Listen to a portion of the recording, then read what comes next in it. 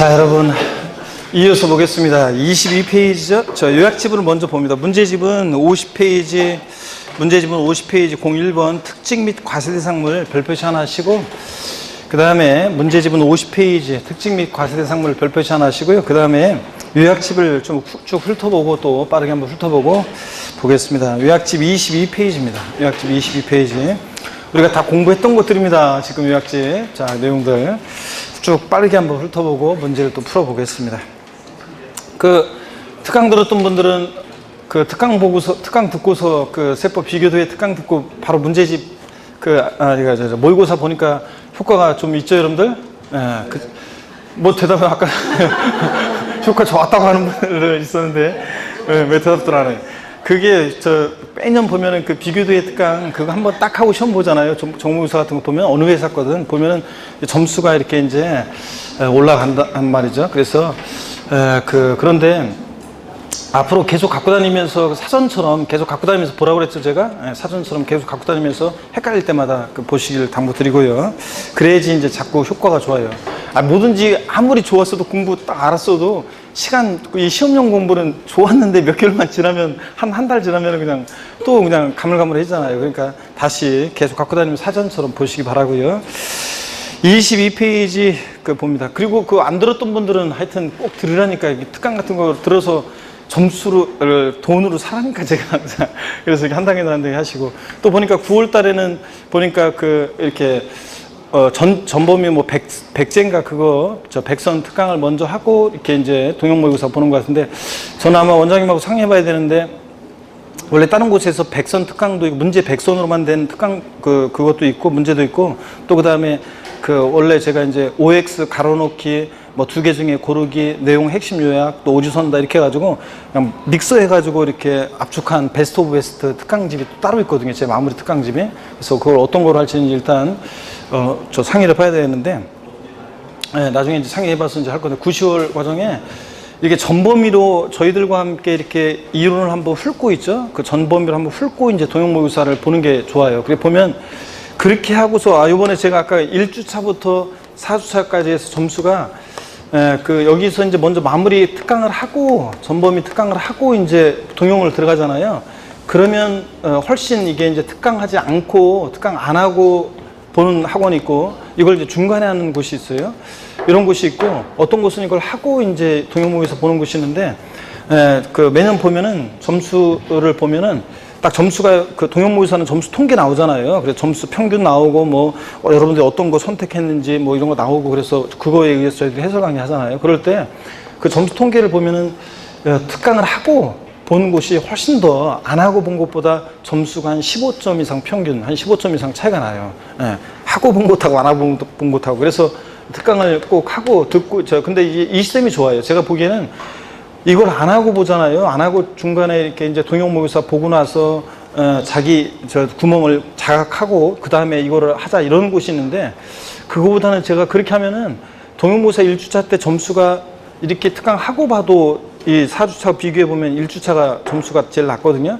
그런데 이거를 안 하고 보면 1차 점수가 동영모의고사 안 나오면 수강생분들이 바로 그냥 2차 포기해 버리더라고요. 그래가지고 대부분의 학원들이 이렇게 중간에 이걸 하지 않고 이렇게 먼저 이걸 하고 그 다음에 동영을 하는 시스템으로 지금 거의 점차적으로 그렇게 가고 있어요, 학원들이. 그런데 제가 생각해도 이거 특강을 먼저 하고 동영모의고사 보는 게 나아요. 그래서 전체 보았는데 만약에 틀린 부분이 생기면 그게 이제 자기 진짜 부족한 구멍이잖아요. 그래서 그 부분을 메워가는 이런 식으로 하는 게 좋기 때문에 이걸 먼저 하는 게 좋은데 보니까 이제 아까 얼핏 들어보니까 이게 먼저 한다는 것 같더라고요. 이게 먼저 하는 게 좋습니다. 먼저 하고 이렇게 보고 그래도 1주차가 4주차보다는 점수가 낮습니다, 여러분. 자, 그런 거. 자, 그럼 계속 이어서 봅니다. 22페이지 취득세 01번 테마 취득세 개요인데요. 과세주체는 취득세는 특광도고요. 단 시군구가 위임징수하고 있죠. 그래서 우리가 실제적으로 취득세 신고서 제출은 시장문서 구청장한테 하고 있습니다. 먼 도청이나 특별시청, 광역시청까지 가서 신고하라고 그러면 너무 멀잖아요. 특별자치도나 특별자치시는 당연히 11개 지방세 세금에 다 과세주체가 되고요. 취득 행위를 보고 부과하는 행위세고 유통 과정에서 부과되는 유통세고 물세죠. 그래서 납세문제 인적사항 고려하지 않고 물건만 보고 각각 개별과세합니다. 그래서 특징이 개별과세한다는 게 특징인데 취득세는 취득자가 법인이든 개인이든 따지지 않습니다. 그 다음에 사실주의 과세하죠. 그래서 등기등록 허가 등과 무관하게 과세한다는 거. 우리 부동산 주요 세금들은 하여튼 이것만 잘 알고 있어도 이해하고 있어도 많은 지문들 해결이 가능하잖아요. 등기되지 않아도 등록되지 않아도 허가받지 않아도 과세가 되고 현황 부과합니다. 공부상 현황과 사실상 현황이 다르면 무엇에 따라서 사실상 현황에 따라 부과하고 징수는 신고납부 원칙이고요. 02번 테마 취득세에서 취득이 뭐냐 별표 2개 하셔야죠. 예. 자, 취득세 취득이 뭐냐 물어보면 박스 안에 기초과정부터 배운 거예요. 취득세 취득이 뭐냐 그러면 한마디로 취득세 취득은 뭐다? 사실상 소유권 취득이다. 그래서 사실상 취득만 하면 돼요. 등기등록과 무관하게 등기등록과 관계없이 사실상 취득하면 취득세가 과세됩니다. 등기등록을 이행한 경우에 한해서 취득한 것으로 본다. X죠? 예. 그 다음에 2번 권리가 사실상 취득해야 되고 형식적으로만 취득하는 것은 과세되지 않는다. 신탁법에 의한 신탁사한 취득. 위탁자에서 수탁자로 이전할 때 수탁자의 취득 믿고 맡은 것뿐이니까 비과세고 신탁계약 종료로 수탁자에서 위탁자로 이전할 때 위탁자의 취득 믿고 맡기다가 돌받은 것뿐이니까 비과세고요. 단 명의신탁은 어떻게 한다? 과세합니다. 자, 명의신탁으로 인한 이전에 대해서 양도소득세는 명의신탁에 대해서 양도소득세는 신탁, 명의신탁 포함해서 자, 명의신탁 취득세는 과세가 되는데 명의신탁 취득세는 과세인데 자, 근데 양도소득세에서는 명의신탁은 양도소득세에서는 요거 양도에 해당하지 않는다고 그랬습니다. 그래서 여러분들 믿고 맡긴 것 뿐이잖아요. 그러니까 명의신탁 포함해서 신탁은 양도에 해당하지 않고 양도세가 과세되지 않잖아요.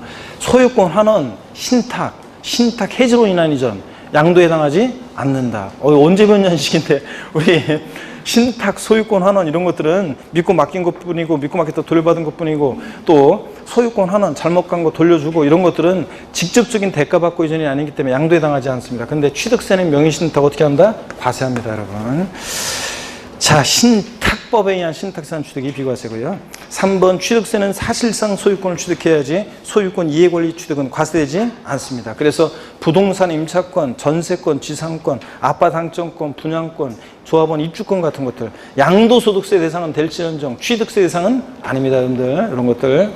그 다음에 취득세 취득은 사실상 취득령과 또 23페이지 간주 취득령으로 나눠지는데 먼저 사실상 취득령은 자, 전소유자느냐에 따라서 원시 취득과 승계 취득으로 나눠지고 원시 취득이요. 가로 안에 수용 재결로 취득하는 경우 등 과세 대상이 이미 존재하는 상태에서 취득하는 경우는 제외하고 자, 건축물 건축에서 신축과 재축이 원시 취득이죠. 민법상 시효 취득, 매립간 측의한 토지 취득 이런 거 다 전소유자 없이 새로이 소유권을 창출하여 취득하는 원시 취득, 취득세 부과됩니다. 다만 차, 기, 항, 선 따라 나와야죠, 여러분들. 자, 차량기, 장비, 항공기, 주문에서 건조하는 선박. 머리 글자를 따서 어떻게 기억했어요? 차, 기, 항, 선은 원시 취득 과세한다, 한다? 안 하고 승계 취득할 때만 과세한다는 거. 승계 취득령은 유상 취득과 무상 취득으로 나눠지고 매매 교환, 자, 법인의 현물 출자 다 취득세가 부과됩니다. 무상 승계 취득이요. 상속이나 증여로 인한 취득. 하여튼 자꾸 아직까지도 이런 거 물어보는 분들이 많은데 상속세나 증여세를 냈든 안 냈든 상속 증여받은 물건이 취득세 대상에 해당하면 뭐가 부과된다? 취득세가 과세됩니다. 상속 증여로 인한 취득도 유상무상 불문하고 과세가 된다는 거. 23페이지 이런 사회통념상의 사실상 취득은 아닌데 자, 취득했다고 지방세법상 간주에서 취득세가 부과되는 경우가 있죠. 토지 지목 변경으로 어떤 일이 있을 때 가액의 증가가 있을 때 가액의 증가를 취득했다고 의지해서 간주에서 취득세 부과됩니다. 단순히 토지 지목만 변경된다고 취득세 부과되는 것은 아니고 반드시 어떤 일이 있어야 돼? 가액의 증가가 있을 때. 차량기, 장비, 선박 종류 변경으로 가액 증가가 있을 때 또 건축물 개수 등으로 가액의 증가가 있을 때 얘네들은 다 증가한 가액에다가 취득세가 부과됩니다. 증가한 가액을 과세편에서요. 자, 4번 과점주주의 주식 취득이요. 자, 과점주주 주식 취득. 비상장 법인이어야죠. 비상장 법인의 주식짐을 취득함으로써 과점주가 된 때 그 과점주주는 당해 법인의 부동산 등 가로 안에 법인이 신탁법에 따라 신탁한 재산으로서 수탁자 명의로 등기 등록이 되어 있는 부동산 포함해서요. 하여튼 취득한 것으로 본다. 자, 주식은 취득세 대상이 아니잖아요. 그런데도 과점주주가 주식을 취득했을 때 주식을 취득한 비율만큼 그 법인 소유의 부동산 등을 과점주가 취득했다고 간주해서 취득세 부과됩니다. 다만 법인 설립 시에 발행하는 주식 또는 지분을 취득하는 경우와 감자, 포테이토 아니고 감자의 경우는 어떻게 한다? 제외한다. 법인 설립 시에 자, 발행하는 주식 취득할 때는 취득세 납세무가 있다 없다? 없다고 그랬습니다. 자, 과점주주의 주식 취득을 과세하는 이유는 비상장법인의 과점주가 되면 막 지멋대로 하니까 독과점 먹자고 소유분산을 촉구하게 한 건데, 근데 법인 설립 시에는 요거 처음부터 독과점 먹자고 소유분산을 촉구하면, 자, 그러면 법인 설립이 안 되잖아요. 비상장법인 처음에는 자기하고 자기 친족관계 등 특수관계자들끼리 주주를 구성하게 되는데, 처음부터 독과점 먹자면 안 되기 때문에 법인 설립 시에 발행한 주식지분을 취득할 때는 납세무 있다 없다? 없다. 취득세는 취득 행위를 보고 부과하는 세금인데, 감자요. 나는 주식 취득 행위가 없는데도 다른 사원의 주식이 소각됨으로 인해서 나의 주식 보유비율이 동달아 높아져서 과점주가 되는 이런 경우에는 취득 행위가 없기 때문에 납세무가 있다 없다? 없다. 감자도 제외하고요. 자, 용어 정의 봅니다. 과점주란 자는 비상장법인의 주식을 취득해야죠. 코스닥 상장법인 주식도 포함해서요. 주주 또는 사원 이름과 그와 친족관계 있는 자들로서 그들의 소유식 합계액이 해당 법인의 발행주식 총액 또는 출자 총액의 100분의 얼마? 50을 초과하면서 그에 관한 권리를 실질적으로 행사하는 자들을 말합니다. 딱 100분의 50인 주주는 과점주도 아니다? 아니라고 그랬습니다. 초과해야지. 또 동그라미 2번이요. 유가증권시장의 주식을 상장한 법인은 과점주라도 지멋대로 못하기 때문에 취득세가 과세되지 않습니다. 반드시 비상장법인 또는 코스닥 상장법인의 주식을 취득할 때만 납세무가 있다. 3번 과점주들은 주주 1인과 그와 친족관계 등 특수관계자의 주식을 합쳐서 50% 초과는 따지기 때문에 과점주들은 여러 명이 될 수 있고 취득세 납부에 대해서 연대 납세무가 있다 없다? 있다는 거. 자, 납세무 성립 시기는 과점주가 된 시점이고요. 과세되는 지분 비율을 보면 예 1번이요. 비상장 A법인의 갑주주가 설립 시에 40%, 그랬다가 설립일 이후에 다른 사원이나 주주로부터 또는 증자 등을 통해서 20%를 추가 취득해서 60%가 됩니다. 과점주주 아니었다가 최초로 됐을 때는 과점주주가 된 날 현재 지분율 모두 전체 과세합니다. 그래서 여기서 60% 전체. 과점주가 된 이후에 10% 추가 취득에 70%가 됐다. 과점주가 된 이후에는 뭐만? 증가분만 과세하고요.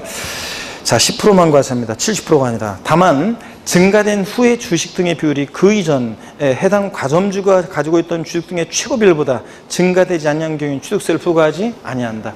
옛날에는 자, 지분이 증가된 날 기준으로 5년 내라는 제한이 있었지만 지금은 5년 내라는 제한은 없고, 하여튼 그 이전에 과점주였을 때 최고 비율보다 증가된 것만 과세합니다. 주식은 증가면 동하는데 팔았다가 사면 취득세 부과하면 안 되니까 그 이전에 과점주였을 때 최고 비율보다 늘어난 것만 과세하겠다는 얘기입니다. 예 2번을 보면 설립 당시 지분율이 40%, 설립 시 납세무 없죠? 그랬다가 30%를 설립을 위해 추가 취득해서 70% 됩니다. 과점주 아니었다가 최초로 됐으니까 몇 프로 과세? 70%. 전체 납세무가 있고. 그 다음에 70에서 60% 줄었다가 60에서 20% 추가 취득해서 80%가 됩니다. 지분이 60에서 80%, 20% 증가되는 날을 기준으로 그 이전에 최고 비율이 70%였다면 70에서 80%. 최고 비율보다 늘어나지 않았으니까 납세무가 있다 없다? 없다는 얘기라고 그랬습니다. 얘 3번을 보면 설립 당시 50%. 과점주 아니죠? 50% 초과해야지. 50%는 과점주 아니라고 했잖아요. 자, 납세무 없고 설립시는 30%를 추가 취득해서 80%가 됩니다. 과점주 아니었다고 최초로 됐으니까 몇 프로 과세? 80% 전체 과세하고. 그랬다가 60% 줄었다가 60에서 70%, 10% 지분이 증가된 날을 기준으로 그 이전에 최고 비율을 따져봅니다. 80%였다 그러면 80에서 70. 자, 최고 비율보다 늘어났어요? 안 늘어났어요? 예? 안 늘어났으니까 납세무가 있다 없다? 없고. 아까 얘 2번은 70에서 80%, 최고 비율 70%보다 80%, 10% 늘어났으니까 몇 프로 과세하고? 10% 납세무가 있고. 3번은 80%, 최고 비율보다 70% 늘어나지 않았으니까 납세무가 있고 없고? 없고. 그런 거. 자, 그 다음에 넘어갑니다.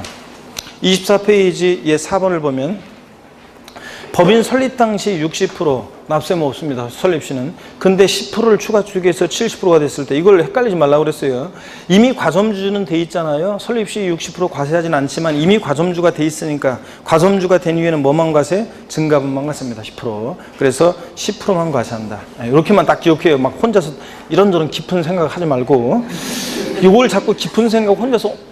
그러면 이거보다는 아까 그러면 뭐 아까 다른 경우하고 비교해가지고 그런 경우가 더 유리하잖아요. 막 이런 거 생각하는 분들이 있는데 이렇게만 아십니다. 다 그 이유는 이미 설명을 드렸고요. 예 5번을 봅니다. 과점주주였으나 주식 등의 양도 해당 법인의 증자 등으로 과점주의에 당하지 아니하는 주주 또는 유한 책임을 사원이 된 자가, 그러니까 과점주였다가 아니게 됐어요. 그랬다가 해당 법인의 주식 등을 취득해서 다시 과점주가 됐어요. 과점주였다가 아니게 됐다가 다시 된 경우에는 다시 과점주가 된 당시 주식 등의 비율이 그 이전에 과점주가 된 당시 주식 비율보다 증가된 경우에만 그 증가분을 취득으로와 취득세를 부과합니다. 자, 그래서 예를 보니까 설립 당시에 40% 납세의무 없죠. 그랬다가 20% 추가 취득해서 60% 과점주가 됐어요. 60% 전체 납세의무가 있습니다. 그랬다가 20%를 양도해서 40% 과점주가 아니게 됐어요. 그랬다가 30%를 추가 취득해서 70% 다시 과점주가 됐습니다. 60, 40, 70% 과점주였다가 아니겠다 다시 됐을 때는 과점주였을 때 비율 60%와 다시 된 비율 70%를 비교해 증가가 있을 때 증가분 몇 프로요 사례에서 60에서 70%, 10% 늘어나는 몇 프로? 10% 납세의무가 있다는 얘기고. 예, 6번을 봅니다. 설립 당시 40% 납세의무 없고 30%를 추가 취득이 70% 과점주가 아니었다가 됐으니까 70% 전체 납세의무가 있고, 주식을 양도해서 25% 양도해서 45% 과점주가 아니게 됐어요. 그랬다가 15% 추가 취득해서 60% 과점주가 다시 됐어요. 70, 45, 60 과점주였다가 아니겠다 다시 됐을 때는 과점주였을 때 비율 70%와 다시 된 비율 60%를 비교해. 증가가 있어요 없어요? 없으니까 이때 납세의무가 있다 없다? 없다. 근데 올해 2018년도 개정세법이 이거라고 그랬죠? 자, 예를 들어서 과점주였다가요 아니게 됐었는데 그 아니게 됐을 때 단 한 주라도 보유했다가 다시 이렇게 돼야지. 예를 들어서 1%라도 보유했다가 70% 이렇게 되면 과점주였다가 아니겠다 다시 됐을 때는 과점주였을 때 비율과 다시 된 비율을 비교해 가지고 증가가 있을 때 이 증가분 10%를 과세합니다. 60에서 70%. 그죠? 그런 건데 단 한 주라도 보유하고 있었어야 되는데, 만약에 여러분 요번은 2018년도 개정세법 이거예요. 60이었다가 아니게 됐는데 빵프로 단 한 주도 보유하지 않게 됐다가 70%가 돼요.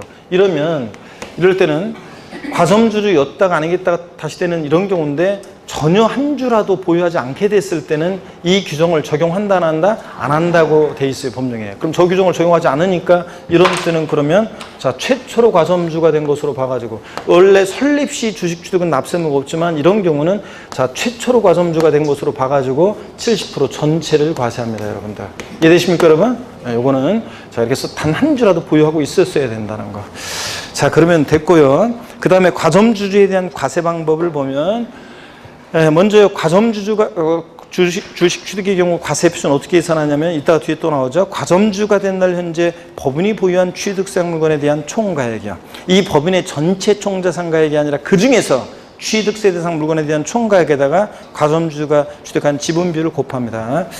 그래서 이때 세율은 어떤 세율을 정하느냐? 의제 취득, 감주 취득의 경우에는 어떤 세율을 정하냐? 중과 기준세율, 특례세율을 정하고 2%를. 자, 이때 부가세요. 중과 기준세율, 특례세율이 정될 때는 취득세액의 10%로 농특세는 부과되는데 지방교육세는 부과되지 않습니다. 중과 기준세율, 특례세율 정될 때는. 그 다음에 또 이런 의제취득, 감주취득은 자기를 전혀 드러내지 않고 아예 조세를 포탈할 수 없기 때문에 산출세액의 80% 중과산세 규정을 적용하지 않습니다. 지목변경, 과점주의 주식 취득이라든가 또 등기 등록을 요하지 않는 재산 같은 것은 중과산세 규정을 적용하지 않잖아요. 취득 후 신고하자고 매각했을 때 80% 중과산세. 그렇죠? 이런 거 적용하지 않는다. 자, 그러면 취득세 과세 대상까지도 보겠습니다. 취득세 대상은 우리가 포항 영일만이 고향인 사람 스토리를 통해서 우리가 취득세 대상을 기억했습니다. 자, 여기 보세요. 우리 여러분 취득세 과세 대상 포항 영일만이 고향인 사람 스토리를 통해서. 자, 갑 7080 세대 갑은 어린 철에 고향은 자 포항 영일만 앞바다가 고향이었고 마도로스가 되는 게 꿈이었는데 꿈은 꿈으로 끝나고 중견기업에서 서울에서 직장 생활하다가 삶의 회의를 느껴서 고향으로 낙향하는 과정을 3인칭 전지적 관점에 쑥 따라가 봤잖아요. 서울에서 뭐 팔고 갔습니까? 토지, 건축물 팔고. 뭘 타고? 항공기를 타고. 자, 공항에 도착해서 처음에는 제가 김해공항 간다고 그랬더니 어떤 수강생분이 쌤 저희 동네에 자 포항공항 생겼는데 예. 그러니까 수도권에서 서울에서 이제 지방 자기 포항 그쪽이 친정인 어떤 주부 수강생이 쌤 저희 동네 포항공항 생겼는데 예. 그래가지고 그럼 포항공항으로 간다고 그랬더니 어떤 또 시간이 흘러가지고 어떤 수강생이 이번에 남성 수강생이었는데 어떤 수강생이 진짜예요. 남성 수강생분이 저 쉬는 시간에 저한테 오더니 교수님 저희 동네에 포항공항이 있긴 있는데 사람들이 거의 잘 안 이용하고 김해공항을 이용하는데 주로 그래서 김해공항 간다고 그랬다고 그랬잖아요. 자 여기서 다시 차량을 타고 국왕 영일만 도착해서 오길 잘했다 그러면서 맨날 바다 보고 소일했고, 제가 그리운 바다 성산포라는 이생진 시인의 시집 소개해드렸는데 바다 갈 때 한번 보라고 그랬잖아요. 여러분 바다 혹시 여름에 지금 지난주에 휴강하고 특강 물론 있었지만 거의 2주 동안에 이제 뵙게 되는데, 그동안 날씨가 무지하게 더웠죠? 아주 그냥 올여름처럼 기록을 경신하면서, 어떤 해에는 그냥 뭐 더워도 그냥 이렇게 열대야. 그 밤에 한 일주일도 채 안 되게 에어컨 틀고 그냥 좀 틀었다가 그것도 막 잠잘 때는 끄고 자고 막 이랬던 것 같은 기억이 나는데 있죠. 그런데 올해는 그냥 뭐 계속 그냥 낮이고 밤이고 막 에어컨 안 틀면은 살 수 없는 그런 식으로 그저예요. 그래서 뭐 이렇게 산 바로 밑에 있는 아파트 아닌다면은 제가 보기에는 뭐 창문 열어놔도 막 더운 바람이 들어오니까 밤 12시 1시에도 여러분은 잘 모르겠지만 저 같으면 밤 12시 1시에도 바깥에 돌아다니기도 하고, 또 바깥에 나와서 또 담배 내 피우라고 바깥에 나오기도 하거든요. 밤에 나올 때마다 있죠, 열기가 그냥 확 문 열면 확 뜨거운 열기가 확 들어와요. 저 확 막 나와요, 바깥에 나가면은. 그랬다가 또 이제 한번 또 이렇게 들어갔다가 또 나중에 또 나오잖아요. 그럼 또 열기 확 맞고, 그러면 또 정신이 띵해가지고 자고 막 그랬었는데, 하여튼 무더운 여름입니다. 지나고 나면 제가 얘기했지만 두고두고 2018년도 여러분 공인중개사 공부했던 그해 무더웠던 여름이 생각날 것이고요. 이 사람 하여튼 맨날 바다 보고 소일하다 보니까 이 사람 부인이 야 인간아 일 좀 하라 그래가지고 어부가 들이시 열심히 했죠. 선박 취득해서 어권 취득해서 고기 잡다가 못하겠다, 너무 힘들어서 강원랜드 갔죠. 거기 온 사람들, 강원도 정선에 강원랜드가 있잖아요. 강원랜드. 제가 이번에 이번에 휴가 2박 3일 원래 길게 잡으려고 했었는데 중간에 강의가 갑자기 뭐가 생기는 바람에 제가 2박 3일로 짧게 휴가 갔다 왔어요. 휴가 갔다 와서 얼굴도 좀 타고 좀 그랬어요. 얼굴 타고 그랬는데 여기 하이온 리조트인가 거기에 워터파크가 생겼어요. 그래가지고 여기 갔다 왔어요. 리조트 굉장히 비싸고 막 그랬는데 제 조카애가 여기 있어가지고 어떻게 좀 직원과로 해가지고 싸게 갔는데도 뭐 하여튼 엄청 비싸더라고. 하여튼 뭐 비싸고 막 뭐 집값 방값도 비싸고 리조트 값도 비싸고 여기 워터파크도 비싸고 하여튼 뭐 그랬었는데, 하여튼 신나게 놀다 왔어요. 하여튼 여기 보세요. 여기 갔더니 강원랜드가 있더라고요. 근데 들어가 보지는 않았고요. 근데 강원랜드 여기 그 카지노에서 카지노 하다가 이 사람 아이템 떠올랐죠. 그래 여기 온 사람들이 골프도 좀 치고 콘도 숙박도 하고 종합체육시설 운동도 하고 폼나게 승마도 하고 요트 타는, 자, 요런 회원권을 분양하는 리조트사 건설하기 위해서 폐강사들이었죠? 광화권 취득해서 임목법에 의한 임목을 뭐로요? 기계 장비로 싹 밀고 건설해 온다. 이렇게 해서 우리가 외웠습니다. 자, 그래서 하나하나 다시 한번 보시면 여러분요. 서울에서 뭐 팔고 갑니까? 토지건축물 팔고, 항공기 타고, 차량 타고 이동해서, 자, 선박 취득해서 어업권 취득했는데 여러분, 무채재산권 중에서 어업권과 광업권은 취득세 대상인데요. 저작권, 출판권, 특허권 아니고 어업권, 광업권만 대상입니다. 양도소득세는 우리 비교도에 특강 들었던 분들은 이런 거 했었어요. 어업권, 광업권은 취득상인데 양도소득세는 일체 무채재산권은 대상이 아니다, 이런 거. 자, 임목법에 의한 임목도 대상이고, 기계 장치가 아니라 기계 장비 대상이고, 회원권 5가지, 골프, 콘도, 종합지역시설, 승마, 요트 회원권입니다. 아셨죠, 여러분? 이런 것들. 그러면은 거기 뭐 25페이지 한번 보세요. 주의를 보니까 25페이지 주의를 봅니다.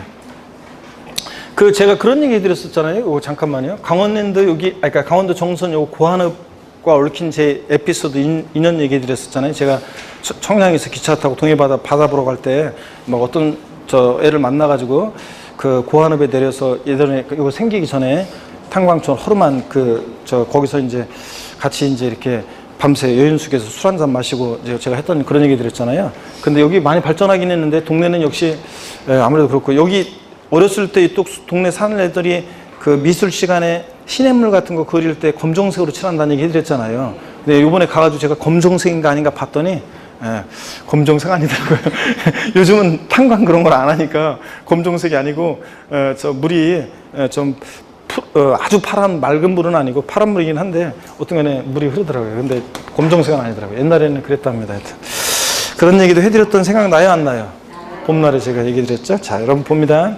25페이지 주의. 공간정보의 구축 및 관리에 관한 법률에 따라 지적공부의 등록 대상이 되는 토지뿐만 아니라 사실상의 토지도 포함하고, 건축물은 무허가 건축물 당연히 포함이고요. 실질과세는 직상. 건축법상의 건축물, 건물뿐만 아니라 골프연장 나왔다 레저시설, 레저시설 나왔다 골프연장 같은 이런 시설물도 대상이 되고, 건축물의 부수는 시설물로서 엘리베이터, 에스컬레이터 같은 승강기나 건물에 부착하는 그런 거나 이런 것들은 그 자체라는 대상이 아닌데 건물에 부착 설치될 때는 취득세 대상이 될 수도 있다. 이렇게 해서 건축물 범위를 주의하시면 되고요. 자, 그러면 문제집으로 가서 문제 쭉쭉 한번 풀어보겠습니다. 문제집 50페이지 봅니다. 문제집 50페이지요. 01 특징 및 과세 대상물 별표시하고 1번 문제 여러분이 풀어보시고요. 읽어보시고 2번 문제 보겠습니다. 2번 문제 요약집 22페이지 참조고, 다음은 취득세에 관한 설명이다. 틀린 것은 그랬습니다. 취득에는 원시 취득과 승계 취득 그리고 의제 취득 등이 있다. 그렇죠? 2번 취득세 대상이 되는 물건의 승계 취득은 유상 취득, 무상 취득을 불문한 일체 취득을 말한다. 그렇죠? 3번 과세상 자산의 취득에 있어서는 관계법령 규정에 의한 등기 등록을 이행하지 아니한 경우라도 사실상 취득한 때는 이를 취득한 것으로 보고 해당 취득 물건의 소유자 또는 양수인을 각각 취득자로 한다. 실질과세는 직상 등기 등록을 이행한 자에 한한다. X죠? 맞고요. 4번 매매, 교환 등의 유상승계 취득은 취득세가 과세되나 상속, 증여, 기부 등의 무상 취득은 취득세를 과세하지 않는다. X죠, 여러분들? 유상, 무상 불문하고 과세한다고 그랬잖아요. 금방 위에서도. 4번 틀렸고. 5번 비상장법인의 과점주주로서 법인의 설립일 이후에 주식을 취득함으로써 과점주주에 해당하게 되는 경우에 과점주가 된 날 현재 그 회사의 자산을 지분율만큼 취득한 것으로 보아 과점주는 취득세 납세 의무를 지게 된다. 그죠? 자, 그 다음에 3번과 4번도 여러분이 참고적으로 한번 쭉 읽어보시고 풀어보시고 52페이지 넘어갑니다. 52페이지 5번 문제도 여러분이 한번 읽어보시고요. 6번 문제 보겠습니다. 6번 문제.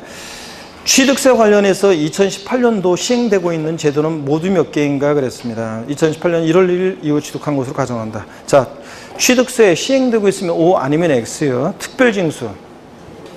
지방세에서 징수에 편의가 있는 자로 하여금 세금을 징수시키고 납부하게 할 때 등록면허세는 특별징수되는 경우가 있는데 취득세는 특별징수되는 경우가 있다 없다? 없다는 거 조세 총론할 때 설명드렸습니다. X고 분할납부요. X입니다. 물납 X입니다. 지방세법상 물납과 분할납부 어떤 거? 재산세만 허용된다. 이렇게 말씀드렸습니다. 세부담상은 이거는 보유세 부담의 급격한 증가를 막기 위한 거니까 재산세나 지역자원시설세, 종부세에서 세부담 상한 규정이 있는 거지. 취득세나 등록면허세, 양도세는 보유세가 아니니까 이런 세부담 상한 규정이 있다 없다? 없습니다. X. 면세점 5죠. 취득가격 50만 원 이 과세하지 않는다. 면세점 적용됩니다. 기한후 신고요. 저희 총론에서 했어요. 지난번에 신고 납부하는 세금은 다 기한후 신고할 수 있다고 그랬습니다. 소액징수 면제 X죠. 재산세, 지역자원, 시설세, 지방소득세가 소액징수 면제입니다. 자, 지난 총론할 때 했잖아요. 재산세, 지역자원, 시설세, 지방소득세지. 취득세나 등록면허세는 둘 다 소액징수 면제는 적용되지 않습니다. 중과산세. 취득 후 신고하지 않고 매각까지 했다가 걸렸다. 산출세액 몇 프로? 80% 중과산세 적용되잖아요. 중과산세, 등록면허세가 안 되는 거 취득세는 됩니다. 그래서 면세점, 기한후 신고, 중과산세 3개가 적용됩니다. 그 다음에 7번, 8번 이런 것들 여러분이 풀어봅니다. 여러분이 풀어보시고 8번 문제 같은 거 보면 지방세법상 취득세 과세객체가 되는 취득의 목적물이 아닌 거 그랬는데 등기된 부동산 임차권. 자, 양도소득세에서는 미등기 부동산 임차권은 양도세 대상이 아니고 등기된 부동산 임차권 대상이 되잖아요. 그런데 취득세는 등기가 됐든 안 됐든 부동산 임차권 대상이 아닙니다. 소유권, 이해권리, 지상권, 전세권, 부동산 임차권 이런 거 아닙니다. 2번 정답. 9번 문제 보겠습니다. 요약집 24페이지 3번 테마 참조고 지방세법상 취득세 대상이 아닌 것은 그렇습니다. 대상이 되면 O 아니면 X를 큰 소리 외치면서 빨리빨리 체크합니다. 단독주택 O, 저당권 X, 제품 생산용 기계장치 기계 장비지 기계 장치 아니죠? X, 임목 O, 광어권 O, 어권 광어권 O, 등기된 부동산 임차권 X입니다. 자, 그래서 대상이 아닌 것은 니은, 디귿, 비읍번이 아닙니다. 여러분들 넘어갑니다. 10번 문제 한번 봅니다. 10번 문제도 요약집 22에서 23페이지 참조고, 지방세법상 취득세가 과세될 수 있는 것으로만 묶인 것은 그랬습니다. 옛날에 기출문제 형태입니다. 이렇게 옛날에 이런 식으로 잘 나왔어요. 취득세 대상과 취득의 유형을 묶어가지고 이렇게 문제가 나온 적이 있습니다.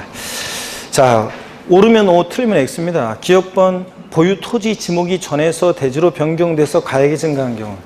O, 의의 지목 변경이랑 가액의 증가. O. 니은번, 임시행장, 공사장, 사무소 등 존속기간이 1년을 초과하지 아니하는 임시형 건축물, 사실상산 제외. X입니다. 우리 요약집 43페이지에 나오는 건데, 다음에 또 보겠지만 요약집 43페이지에 나오는 건데, 임시건축물 존속기간 1년 이내일 때는 뭐하고? 비과세고, 1년을 초과하면 어떻게 하고? 과세합니다. 중과견실 특례세율로. 다음에 또 하고요. 그래서 비과세입니다. 얼마 있으면 없어질 거니까 1년 이내에 초과했는지 안 했는지 잘 봐야 돼요. 존속기간. 사치성 재산 제외고요. 디귿번, 토지를 사실상 취득했지만 등기하지 않은 경우. 등기와 무관하게 과세되죠. 등기 등록 허가 등과. 5. 공인수면 매립하거나 간척하여 토지를 조성. 원시 취득이죠. 취득세 부과됩니다. 그래서 기역, 디귿, 리을번 정답입니다.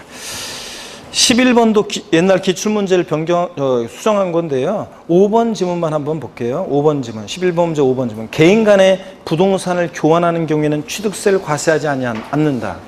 매매, 교환, 법인의 현물 출자 다 유상승계식으로서 취득세가 과세됩니다. 교환은 거래 양당사자 모두에게 취득세와 양도소득세가 과세될 수 있다. 이게 특징이잖아요. 유상승계축이잖아요. 매매 교환. 그래서 다 과세가 됩니다. 그 다음에 12번 문제 종합문제인데요. 2번 지문만 보겠습니다. 2번 지문. 차량 개장비 항공기 및 주물받아 건조하는 선박은 원시 취득에 한해서 납세무가 있다. 차기항선은 뭐? 승계 취득에 한해서만 납세무 있지. 원시 취득, 현대자동차에서 완성차 만들었을 때 취득세 부과하면 소비자에게 전가시키잖아요. 원시 취득은 납세무가 있다 없다? 없다. 그래서 2번 정답이고. 그 다음에 2번 납세무자 별표 3개입니다. 시험에 무조건 나온다고 그랬죠, 여러분? 올해 납세무자 나옵니다, 시험에. 취득세 납세무는 시험에 나오는 거고, 요약집을 보도록 하겠습니다. 요약집 25페이지로 갑니다. 요약집 25페이지. 자, 또 고기 한번 드시고요. 목 운동 다시 한번 합니다. 아이고, 반대로 돌리시고, 허리도 좌로 우로 돌립니다. 아이고, 기지개 뒤로 화끈하게 제끼시고요. 좋습니다, 여러분. 04번 취득세 납세무자. 별표 3개죠? 시험에 무조건 나온다고 그랬고요. 자, 한번 보겠습니다. 어떤 얘기인지. 사실상 취득자입니다. 먼저 공부상 등기 등록에 관계없이 사실상 과세물건을 취득한 자가 납세무자입니다. 등기 등록을 이행한 자에 한해서 취득세 납세무자가 된다. 이러면 X라고 그랬습니다. 다만 차, 기, 항, 선의 경우는 승계 취득자만이 납세무자가 되지 원시 취득자는 납세무자가 되지 않는다는 거. 또 꽃표시 보니까 옛날 시험에, 몇 년 전에 시험에 한번 나왔던 건데요. 갑소유 미등기 건물에 대해서 의리 채권 확보를 위해서 법원의 판결에 의해서 소유권 보존 등기를 갑의 명의로 등기할 경우 취득세 납세무자는 갑에게 있다 그랬는데, 이거 누구 명의 등기가 이루어지는 거냐? 갑 명의 등기가 이루어질 때 자, 미등기 건물에 대해서요. 누가 취득세 납세무자가 되느냐? 갑이잖아요. 갑이 당연히 취득세 납세무자가 되죠. 민법에서 그 뭐 설명을 제가 했었는데 이거 좀 하여튼 이런 거라고 그랬잖아요. 갑이 어떤 건물, 채무자인데 어떤 건물을 얘가 건물을 신축했는데 지명의로 소유권 보존 등기 안 하고 있습니다. 하면은 채권자들이 달라가서 들어서 가져갈까봐 안 하고 있잖아요. 그럴 때 채권자을은 자기 채권의 보존을 위해서 요거 팔아버릴까봐 얘가 법원에다가 가압류를 신청하고, 자, 그런데 가압류를 신청하고, 그 다음에 법원에서는 등기관한테 가압류 등기를 촉탁하고, 공시법에 배우잖아요. 근데 등기관이 가압류 등기를 해야 되는데 아직 호적에도 안 올라 있잖아요. 그러니까 직권으로 이거 뭐합니까? 소유권 보존 등기합니다. 그럼 보존 등기 명의자는 누가 되는 거예요? 갑. 그러면 이 건물 취득에 대해서 취득세 납세무자는 누가 되는 거예요? 갑. 등기 명의자입니다. 그 다음에 주체의존부 취득자가 되는 경우 가설한 자 X 돼 있는데, 자, 생략을 해놨죠, 제가. 자, 건축물의 조작 설비, 부대 설비에 속하는 부분으로서 주체의존부와 효용 가치를 이루면서 일체가 될 때, 그럴 때 건축물의 조작 설비, 부대 설비에 속하는 부분, 그러면 엘리베이터, 에스컬레이터 같은 걸 떠올리라고 했습니다. 이런 것들을 주체구조부 취득자 2회자가 시설물을 가설했을 때 주체구조부 취득자가 함께 취득한 것으로 본다. 법령에 이렇게 되어 있어요. 그 말은 누가 납세의무자냐? 주체구조부 취득자, 건물주가 납세의무자지 가설한 자 X라고 그랬습니다. 그 다음에 상속인 각자가 되는 경우 상속, 가로 안에 피상속인이 상속인한 유증 및 포괄유증 포함해서요. 으로 인하여 취득하는 부동산은, 상속으로 취득하는 부동산은 누가 납세의무자? 상속인 각자. 대한민국이 만세 각자입니다. 근데 시험에서는 뭐 상속 지분이 가장 높은 자로 한다. 주된 상속자가 취득세 납세의무자가 아니라고 그랬습니다. 상속인 각자고. 그 다음에 공동상속의 경우에 취득세 납부 의무는 공동상속인들은 취득세 납부에 대해서 연대납세 의무가 있다 없다? 있습니다. 지방세 기본법 연대납세 의무에 관한 규정을 준용한다고 법령이 되어 있어요. 그 말은 연대납세 의무가 있습니다. 조합원이 되는 경우 지역주택조합과 주택재건축조합이 조합원용으로 취득하는 조합주택용 부동산은 누가 납세의무자? 조합원. 근데 조합원에게 귀속되지 않는 부동산은 제외한다고 법령이 되어 있어요. 그 말은 조합원이 납세의무자 되는 것으로 제외하는 거니까 비조합원용 부동산은 누구? 조합이 납세의무자. 단지 내 상가나 일반 부장부분 같은 거. 그 다음에 공유물로 취득하는 부동산은 공동소유자 각자가 납세의무자고요. 공유를 하는 건 공동소유자, 소유자가 여러 명이라는 얘기니까 공유물로 취득하는 부동산 공동소유자 각자. 외국인 소유의 시설 대물건은 국내 대여시설 이용자에게 대여하기 위해서 수입할 때 누가 납세의무자? 수입하는 자. 대여시설 이용자 X입니다. 수입하는 자고. 자, 여신전면금융업법에 따른 시설 대업자가 건설기나 차량의 시설 대응을 하는 경우로서 같은 법령 규정에 따라 대여시설 이용자 명의로 등록하는 경우라도 그 건설기나 차량은 시설 대여업자지. 역시 이것도 대여시설 이용자가 아닙니다. 시설 대여업자.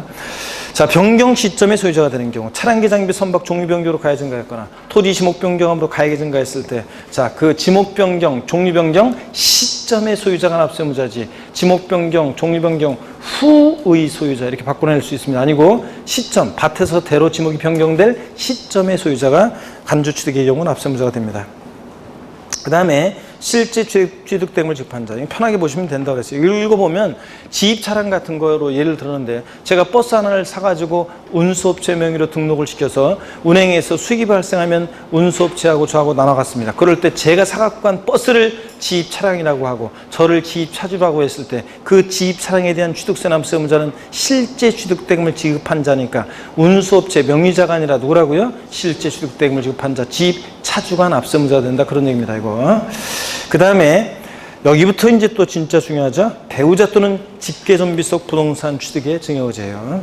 배우자 또는 직계존비속의 부동산을 취득한 경우에는 증여로 취득한 것으로 봅니다. 원칙적으로 대가관계 인정할 수 없잖아요. 그래서 원칙이 배우자 직계존비속의 부동산을 취득하면 증여로 취득한 거로 봐서 증여로 인한 취득세 세율이 정돼요. 다만 다음에 어느 하나에 해당하는 경우는 유상취득으로 본다. 예외적으로 대가관계 있다는 것이 입증이 될 땐 유상취득으로 봐서 유상취득에 대한 세율이 정되는데 공매나 경매를 통해서 직계 존비속의 부동산을 취득했다. 자, 그러면 대가관계 입증이 되죠? 공매등 경락등 만내면 어떻게 경락을 받아요? 파산 선고로 처분되는 부동산을 취득했다. 법원이 개입되어 있으니까 대가관계 입증되고. 3번 권리전유 행사에 등기누기를 필요로 한 부동산을 서로 교환하면 공시가 되니까 다 대가관계 드러나죠? 그 다음에 4번 해당 부동산 취득을 위해서 대가를 지급한 사실을 증명한 경우, 그래서 그 대가를 지급하기 위해서 취득자 소득이 입증된다거나 아들이 아버지 부동산 취득했는데 그것을 취득할 만큼 소득이 입증되거나 소유재산을 처분 또는 담보한 금액으로 해당 부동산을 취득하거나 아들이 아버지 부동산 취득했는데 자기 재산 처분하거나 또는 자 은행에서 대출받아 샀다는 것이 입증되거나 4번 디귿번 이미 상속세 또는 증여세를 과세받았거나 신고한 경우로서 상속 증여받은 재산 가액으로 샀다는 것이 입증되거나 하여튼 등등 이렇게 대가를 지급한 사실이 증명되면 배우자 직계존비속 간의 부동산 취득도 유상 취득하는 것으로 보는 경우도 있습니다. 예외적으로. 원칙은 증여받아 취득한 것으로 보고요. 넘어갑니다. 26페이지. 부담부 증여의 경우요. 부담부 증여는 수없이 설명을 드렸습니다. 시가 5억 상당 토지를 증여하는데 거기에 3억 원의 저당권이 설정되어 있고 그 채무를 수증자가 알아서 내가 알아서 붙게 인수하기로 했을 때 증여자, 수증자 내들 세무관계예요. 부담부 증여의 채무 인수액에 대한 유상취득의제예요. 1번입니다. 증여자의 채무를 인수하는 부담부 증여의 경우에 그 채무액 상당액은 자 부동산 등을 유상으로 취득한 것으로 본다고 그랬습니다. 유상 취득한 것으로 보고. 근데 다만 배우자 직계존비속으로부터 부동산 등의 부담부 증여의 경우는 제가 증여로 취득한 거로 본다고 돼 있잖아요. 원래 법령에 이렇게 돼 있어요. 배우자 직계존비속, 다만 배우자 직계존비속으로부터의 부동산 등의 부담부 증여의 경우에는 위에 아까서 봤던 배우자 직계존비속 부동산 취득 증여로 취득한 걸 본다, 요 규정을 준용한다고 돼 있어요. 그 말은 원칙적으로는 배우자 직계존비속의 간의 부담부 증여를 하게 되면 남편이 부인한테 부담부 증여했더니 알았어 여보 내가 3억 원 알아서 갚을게. 남편이 대학생인 자녀한테 부담부 증여했더니 미성년한테 부담부 증여했더니 알았어요 아버지 알바트에서 갚을게요. 그렇게 했을 때 자, 원칙적으로는 배우자 직계존비속 간의 부담부 증여하면 채무가 수증자에게 인수되지 않은 것을 추정하니까 증여로 추정한다고 양도세에서 배웠잖아요. 생각나세요 여러분들? 자, 그렇기 때문에 원칙적으로 배우자 직계존비속 간의 부담부 증여하면 채무 인수액 상당액 또 증여로 취득한 거로 봐요. 근데 다만 대관계가 있다는 것이 입증이 되면 배우자 직계존비속 간의 부담부 증여도 이것도 양도로 보는 경우도 있었잖아요. 그래서 예외적으로 대관계가 입증이 되면 요 앞에 있는 배우자 직계존비속 증여 부동산 취득의 증여의제 이 규정을 준용한다고 돼 있으니까 원칙은 배우자 직계존비속 간의 부담부 증여는 증여받아 취득한 거로 보고 대관계 입증이 되면 유상취득으로 보는 경우도 있습니다. 원래 그거예요. 그렇지만 원칙은 증여받아 취득한 거로 봅니다. 배우자 직계존비속으로부터의 부동산 등의 부담부 증여예요. 어떤 회사인지 전국 모의고사에서 어떤 시험 문제가 나왔는데 이걸 갖다가 어떤 수강생분이 사진으로 또 찍어가지고 또 카페에서 질문했었나? 제 다음 카페에서 질문했더라고요. 그 문제 어떻게 나왔냐면 배우자 직계존비속 그러니까 증여자의 채무를 인수하는 부담부 증여의 경우 채무액 상당의 부분은 부동산 등을 유상 취득한 것으로 본다. 다만 배우자 직계존비속으로부터의 부동산 등의 부담부 증여의 경우에도 유상 취득한 것으로 본다.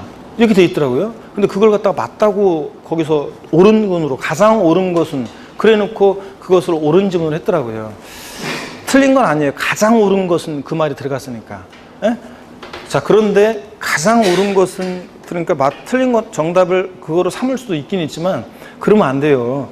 원칙이 항상 중요한 거지. 배우자 직계존비속 간의 부담부 증여는 원칙적으로 뭐라고요? 증여로 취득한 거로 보는 거예요. 근데 유상 취득한 것으로 본다. 이러면 틀리잖아요. 원칙은 증여받아 취득한 것으로 보는데 다만 대관계 있다고 입증이 되는 경우에는 유상 취득한 것으로 보는 경우도 있는 거예요. 이해되십니까 여러분? 네. 근데 그걸 갖다가 가로해 놓고 대관계 입증이 되는 경우 이렇게 해놨으면 맞는 지문인데 대관계 입증되는 경우 그런 말도 없이 배우자 직계존비속 간의 부담부 증여의 경우에는 유상 취득한 것으로 본다. 오. 이러면 이건 틀린 거예요. 이거는 바로 그 원칙은 증여받아 취득한 거 보고 예외적으로 대관계 있다는 것이 입증이 되면 유상 취득한 것으로 보는 경우도 있습니다. 배우자 직계존비속 간의 부담부 증여 이해되십니까 여러분? 이거를 잘 취지를 이해하시고요. 동그라미 2번 위 1의 경우에 채무인수액 이외 자산이요. 증여 5억에서 여러분 양도세 설명드렸던 것이 생각이 나야 되는데 5억짜리 갑이라는 사람이 5억 상당의 토지를 증여하고 자 근데 여기에 3억 원의 저당권이 설정되어 있고 차입금 또는 5억짜리 주택을 증여하는데 3억 원의 전세권 설정되어 있고 똑같고 증여자 수증자가 채무를 알았어 내가 알아서 갚을게 인수하기로 했을 때 이 부담부 증여의 경우에 자 증여자한테는 수증자가 채무를 인수하기로 했을 때 증여자한테는 수증자 인수하는 채무 인수액 상당의 3억 부분에 대해서는 뭐 양도소득세 납부할 의무가 있고 그랬잖아요. 자신이 갚아야 할 돈 3억 원을 수증자가 대신 갚아주니까 증여자는 3억 원만큼 채무를 면한 대가를 받았다고 봐서 양도소득세. 수증자는 전체 증여받은 자의 상가액 5억에서 갚아야 하는 돈 3억 뺀. 자 수증자는 전체 증여받은 자 상가액에서 갚아야 하는 돈 3억 뺀 2억 부분에 대해서는 그러니까 채무 인수액 수증자는 채무 인수액 이외 자산 부분 요 사례 같은 경우 5억에서 3억 뺀 2억 부분은 공짜로 받았으니까 뭐가 증여세가 부과될 수 있고 그 다음에 취득세 입장에서 보면 채무 인수액 이외 자산 저 사례에서 5억에서 3억 뺀 2억 부분은 공짜로 받았으니까 뭐로 무상 취득한 것으로 보고 그 다음에 요 채무 인수액 상당액이요. 채무 인수액 상당액 요거 요 사례에서 3억 부분은 대관계 있다고 그랬죠? 그래서 증여자한테 요거 양도에 해당하는 금액이고, 그 다음에 취득세 입장에서 보면, 자, 요 채무 인수액 상당액은 대가액이 있다고 보는 거죠? 그래서 채무 인수액 상당액은 유상 취득한 것으로 본다. 다만, 이게 배우자 직계존비속일 때는,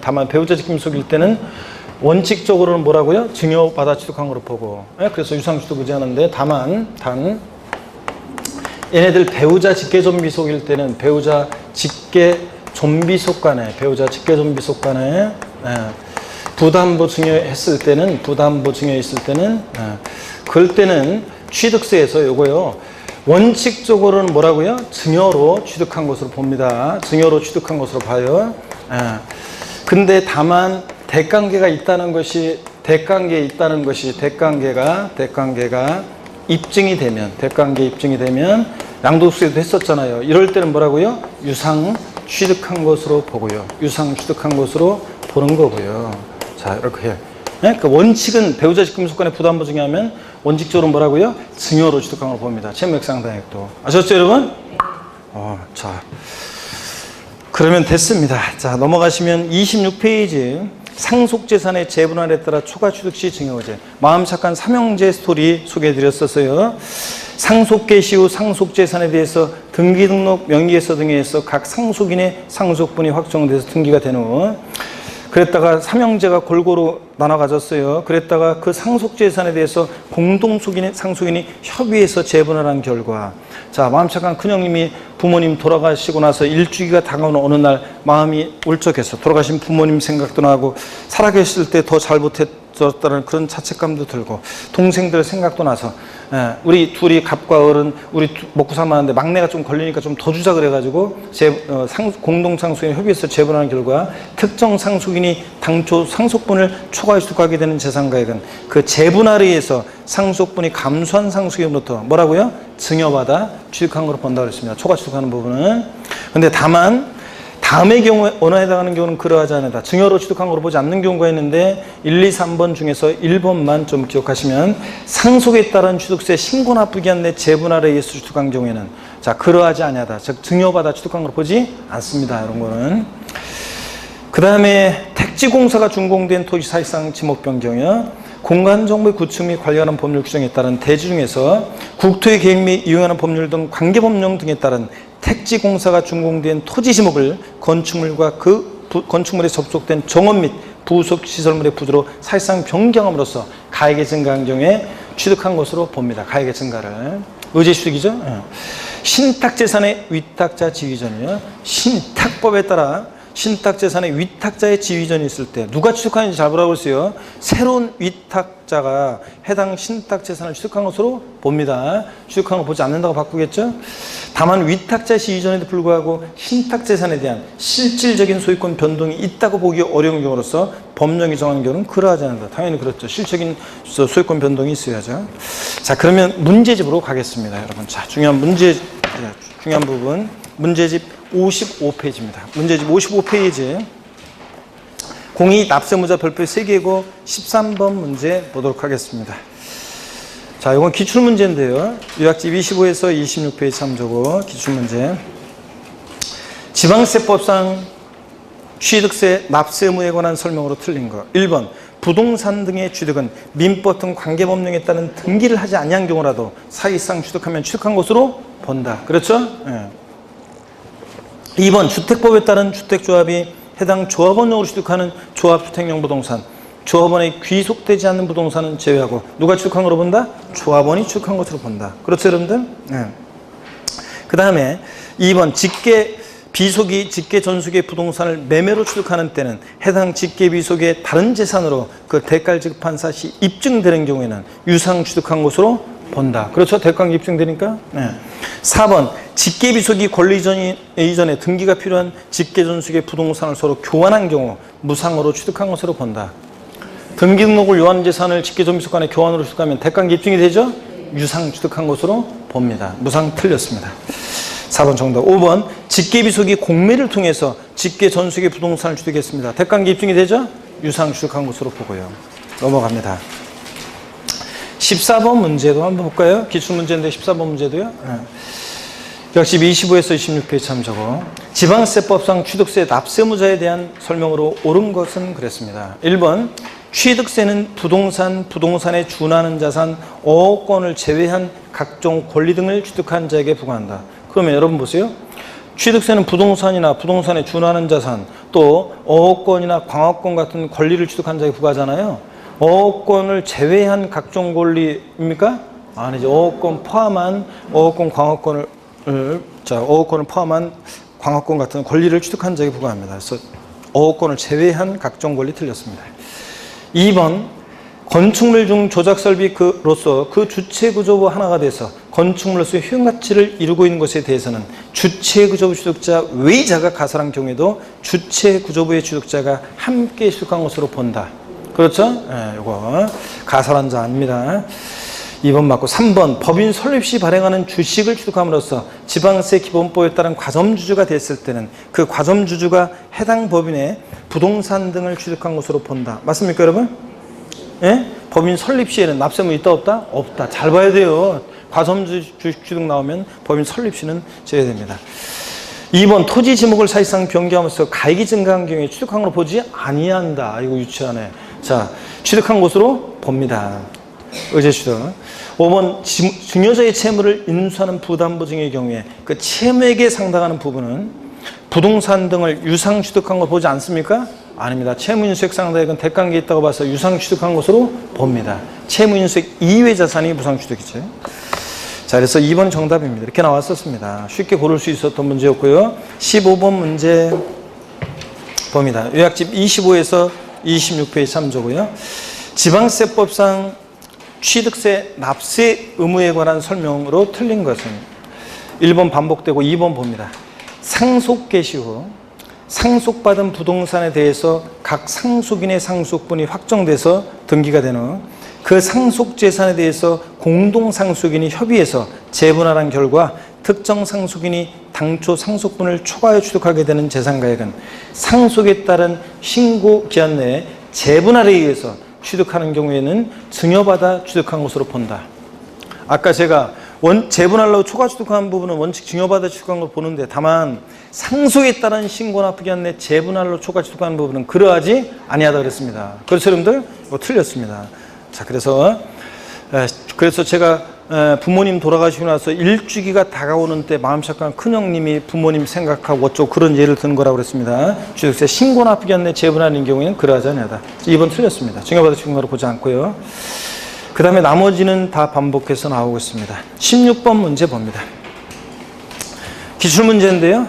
요약집 25페이지 참조 기출문제인데 지방세법상 부동산의 유상 취득으로 보지 않는 것은 1번 공매를 통해서 배우자 부동산 취득하면 대가관계 입증이 되죠? 유상 취득으로 보고 파산 선고로 처분되는 직계 비속의 부동산을 취득하면 대가관계 입증이 된다고 그랬죠? 법원이 개입되니까 유상 취득으로 보고 3번 배우자의 부동산을 취득한 경우로서 그 취득 대가를 지급한 사실을 증명했어요. 그럼 대가관계 입증이 되니까 유상 취득한 것으로 보고요. 4번 권리전이나 행세 등기가 필요한 부동산을 직계존속과 서로 교환하면 역시 대가관계 입증이 되죠? 유상 취득으로 보고요. 5번 증여자의 채무를 인수하는 부담보 증여로서 취득한 경우로서 그 채무액에 상당한 부분을 제외한 나머지 부분은요. 5억에서 3억 뺀 나머지 부분은 뭐예요? 공짜로 받았으니까 이건 뭐라고요? 무상 취득한 것을 봅니다. 채무 인수액 이외 재산 부분은 뭐로? 공짜로 무상 취득한 것을 보고요. 그렇죠 여러분들? 이 얘기입니다. 그래서 5번이 정답이었습니다. 17번 문제 별표시합니다. 17번 문제. 문제집 58페이지에 17번 문제 별표시합니다. 요약집 25에서 26페이지 참조고요. 자, 보겠습니다. 취득세 납세무에 관한 설명으로 틀린 거. 1번 배우자 또는 직계존비속의 부동산을 취득하는 경우에는 증여로 취득한 것으로 본다. 원칙 그렇잖아요. 맞습니다. 2번 법인 설립 시에 과점주가 된 경우 취득세 납세무는 있다 없다? 없다. 3번 주택법 규정에 따른 지역주택조합이 당해 조합원용으로 취득하는 조합주택용 부동산은 누가 취득한 것으로 봅니까? 조합원이 취득한 것으로 본다. 맞죠? 4번 증여자의 채무를 인수하는 부담보증의 경우 배우자 직계존비속 간의 부담보증이 아닙니다.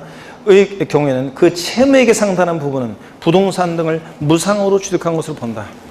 채무액상당액은 뭐라고요? 유상으로 취득한 걸로 봅니다. 그래서 유상취득으로 보느냐 무상취득으로 보느냐가 포인트입니다. 그래서 4번 정답이고요. 5번 상속으로 인한 취득 중 1가구 1주택의 취득은 과세한다. 우리 어린 시절부터 우리 집, 지금도 우리 집 이거잖아요. 상속으로 무주택 1가구가 1주택을 상속으로 취득하거나, 자, 상속으로 취득세 감면 대상이 되는 농지를 취득했다. 어린 시절부터 우리 집, 지금도 우리 집. 어린 시절부터 우리 논밭, 지금도 우리 논밭. 아버지! 이거 어디서 나왔어요? 취득세 세율 특례에서 표준세율에서 중과 기준세율을 뺀 특례세를 적용되는 경우잖아요. 과세됩니다.